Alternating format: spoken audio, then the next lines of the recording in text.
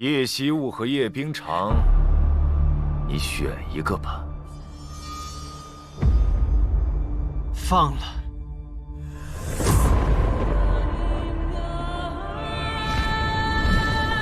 我出生于500年前的景国，我有一个妻子，她护过我，救过我，叫我爱人。那人是谁？自始至终都是你。前尘散尽，今生陌路，这便是你我该走的路。是你彻底改变了我，我学会了喜欢、期盼、酸楚，还有许许多多的美好。原来，这便是因果相续。你生来身负邪骨，叶修，连你也要抛弃我吗？如今，用我鲜血换你邪骨。天道在上，我愿意身躯与元神。要吧，居然生世世不复相见。神明在上，我愿意倾尽自己所有的一切，只求与叶修一生一世相守白头。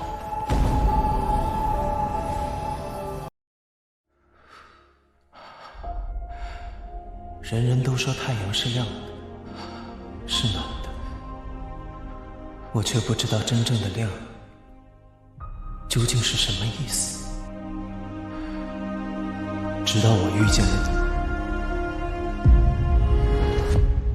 世间悲喜，莫过于有情之生命。别人喜不喜欢我，我根本就不在乎，只要你愿意喜欢我，就够了。我萧凌此生独钟叶冰裳一人，此生不渝。真相。从你救我性命的那一刻起，我对你的心就从未变过。你有没有，哪怕只是一点点喜欢我？没有，从来都没有。其实你的那些山盟海誓，不过是因为情丝罢了。你我人妖殊途，我图的不过是你这张脸。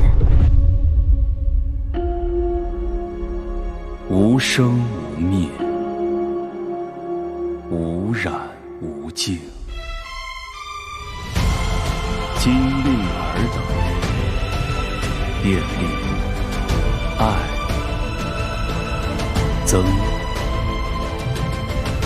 生死。我的存在，生便是为了你的死去。原来这一切的松动和无为竟是如此。并非不可逆人，人无法选择自己的出身，却可以自行决定善恶。身为魔胎，非他之过，无罪而遭难，我心中怎能无愧？本就是属于我的厄运，就让我一人来承担好了。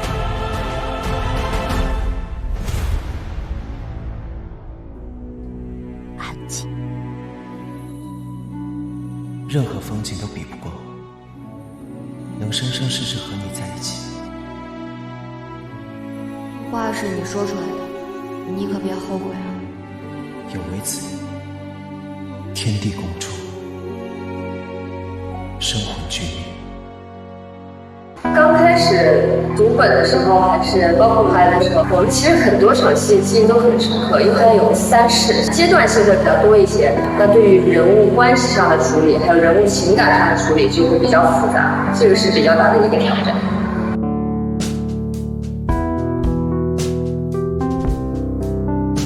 李素素、叶希雾算是一个人，但中间有桑九前妻和桑九谋划。碰到这个角色，碰到这个戏，因为它有3个不同的过程，3个不同的人物性格。他现场情绪感染力和表演方面都是没得说的，他能够让你相信他就是叶希雾，他就是李素素。只有我一个人相信他。开篇就是林素素的师门被谭台烬屠了嘛，所以他回到500年前，把他的血骨抽出来，让他变成一个好人，这样他才能扭转因果吧。叶希雾是黎苏苏破壳而出之前，元神历劫时某一世的化身，聪慧、勇敢、善良。老实交代，是谁派你们来谋害我的？是可以信赖和依靠的女生，比如说前期她在府里硬着嘴去欺负谭台烬，在府里面护着谭台烬。为什么要打人？你是我的人。然后2个人欢喜冤家斗嘴。你放开我！非常有印象的就跳城楼这场戏，城楼之上雷劫之中，叶希雾要告诉谭台烬，因为你是魔神啊。我是魔神啊。这样整个大一段戏，演员要把它整个非常饱满的演出来，是极其不容易的。你不会再成为魔神。那桑九呢，是《人间篇》里面般若浮生副本里面的角色，这个副本就相当于把一辈子一个故事浓缩在里面，所以它的节奏是非常快，而且戏剧点也很足。还是桑九甘愿堕魔。般若浮生这个副本，它是极其重要的一个副本。一个是从情感上，让对谭台烬本身有恨的这么一个李素苏，她彻底的爱上了谭台烬。谭台烬。然后从般若浮生出来之后呢，这段时间整个氛围都还是很甜的，但是这个甜呢是提着心的，直到后面高岭去世啊，大婚丁灭婚丁。神髓换血骨，这一趟线下来，最终走向了一个必然。其实回原点，他还是李素素，他没改变。难道偏偏你家客栈住的？苏苏的基调也是很活泼的，搞了半天是我自己挑自己，就很有人间烟火的一个女生。回来以后，好不容易觉得一切都可以扭转了。